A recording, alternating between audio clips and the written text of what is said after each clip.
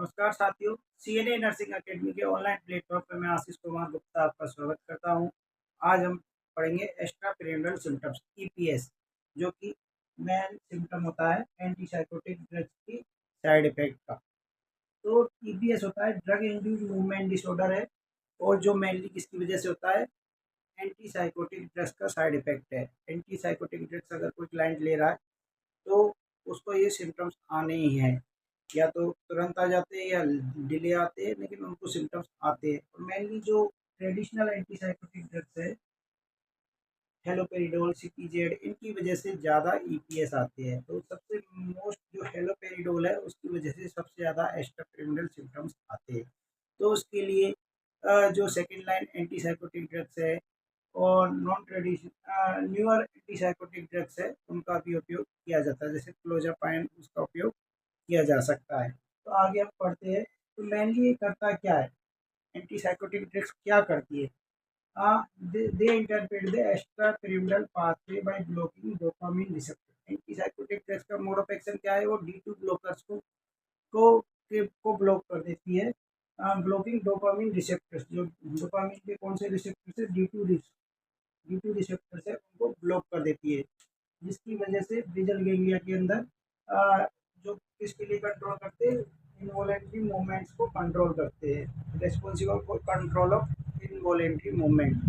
तो अगर dopamine block हो गया बॉडी के अंदर, बेसल गैंग्लिया के अंदर, डी2 ब्लॉकर्स की वजह से, एंटीसाइकोटिक्स की वजह से, तो मूवमेंट जो इनवॉलेंट्री मूवमेंट्स है वो प्रभावित होने लग जाते हैं, जिसकी वजह से एक्स्ट्रापिरामिडल सिम्टम्स उत्पन्न होते हैं। अब उसमें कौन-कौन से सिम्पटम्स होते हैं? स्यूडोपार्किंसनिया, डिस्टोनिया, टार्डिव डिस्काइनेसिया और न्यूरोलेप्टिक मैलिग्नेंट सिंड्रोम। बात करते हैं कि कौन-कौन से सिम्पटम्स हो सकते हैं। एक-एक करके हम उनके बारे में बात करते हैं। तो सबसे पहले जो सिम्पटम आता है वो है एक्यूट डिस्टोनिया। एक्यूट डिस्टोनिया में क्या होगा? Involuntary contraction of neck muscles, involuntary upward deviation of both eyes, extra ocular muscles. जो एक्स्ट्रा ऑक्यूलर मसल्स होती है उनका मूवमेंट होता है इनवॉलेंट्री मूवमेंट, जिसकी वजह से जो आईज है वो अपवर्ड ऊपर की तरफ चली जाएंगी, ओक्लूजन हो जाएगा, ऊपर की तरफ डेविएशन हो जाएगा, जिसको बोलते हैं ओक्यूलोगाइरिक क्राइसिस। दूसरा, involuntary contraction of neck muscles. जो नेक मसल्स है उनका इनवॉलेंट्री मूवमेंट होगा, तो क्या होगा कि नेक है वो वन साइड की तरफ टिल्ट हो जाएगी, जिसे बोलेंगे टोर्टिकोलिस। सेकेंड है एकाथीसिया। ये सबसे कॉमन होता है, जितने भी ईपीएस के सिम्टम्स हैं सबसे कॉमन सिम्टम होता है ईपीएस में एंटीसाइकोटिक ड्रग्स की वजह एकाथीसिया।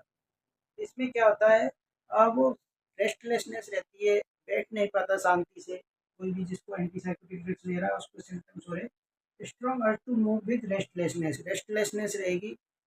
एक प्रकार से वॉकी टॉकी बिहेवियर होगा, बैठा होगा तो भी पैरों को हिलाता रहेगा, हाथों को हिलाता रहेगा, यानी कि स्ट्रॉन्ग अर्ज टू मूव, यानी रेस्टलेस रहता है, वो शांति से बैठ नहीं सकता। थर्ड है स्यूडो पार्किंसोनिज्म। तो ये जो एकेथीसिया ये स्टार्ट हो सकता है with in 20 to 2 months of taking antipsychotic drugs को लेने के 20 मंथ के अंदर एकेथीसिया स्टार्ट हो सकता है। थर्ड है स्यूडो पार्किंसोनिज्म। जैसे पार्किंसोनिज्म में जो सिम्टम्स होते हैं उसी तरीके के सिम्टम्स इसमें दिखाई देते हैं। विषय है ब्रेडी काइनेसिया, जो मूवमेंट्स है वो स्लो हो जाते हैं, ट्रेमर्स और मसल रिजिडिटी। ये 3 सिम्टम्स इसके अंदर दिखाई देते हैं।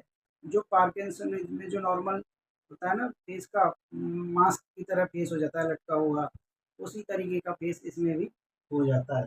टार्डिव डिस्काइनेसिया, जैसे कि टार्डिव टार्डिव का मतलब होता है डिलेड,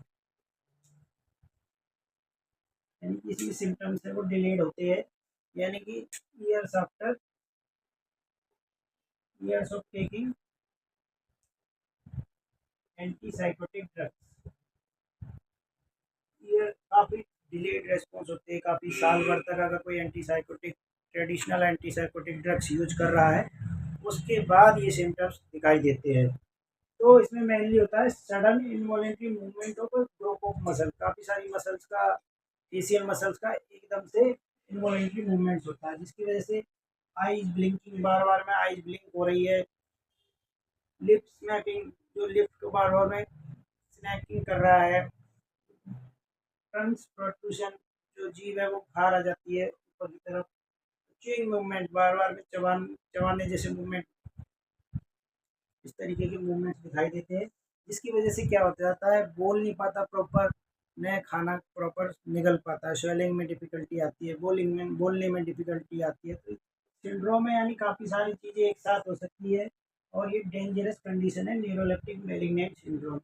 इसमें जो कि सडनली डेवलप होती है आफ्टर टेकिंग मेडिसिन्स, कभी भी एकदम से डेवलप हो सकती है और उसमें सिम्पटम्स है फीवर है, Altered level of consciousness, severe muscle rigidity और ऑटोनॉमिक नर्वस सिस्टम के फ्लक्चुएशंस होने लग जाते हैं, जैसे बीपी कभी ऊपर हो जाएगा कभी नीचे हो जाएगा, तो ये सीरियस कंडीशन होती है।